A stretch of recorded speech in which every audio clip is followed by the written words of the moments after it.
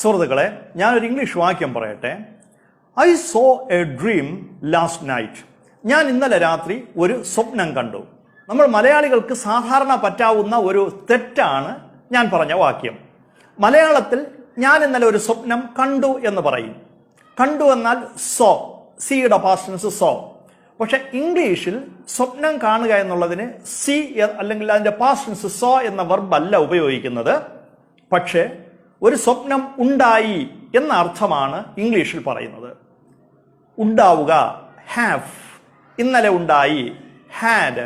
അപ്പോൾ വാക്യത്തിന്റെ ശരിയായ രൂപം ഇങ്ങനെയാണ്: I had A dream last night. ഇന്നലെ എനിക്കൊരു സ്വപ്നമുണ്ടായി. മലയാളത്തിൽ അർത്ഥം ഇത് തന്നെയാണ്, ഞാൻ ഇന്നലെ ഒരു സ്വപ്നം കണ്ടു. പക്ഷെ ഇംഗ്ലീഷിൽ പറയുമ്പോൾ സ്വപ്നം കണ്ടു എന്ന് പറയാൻ പാടില്ല, സ്വപ്നം ഉണ്ടായി എന്ന് പറയണം. I had A dream last night. മനസ്സിലായെന്ന് കരുതുന്നു. Thank you.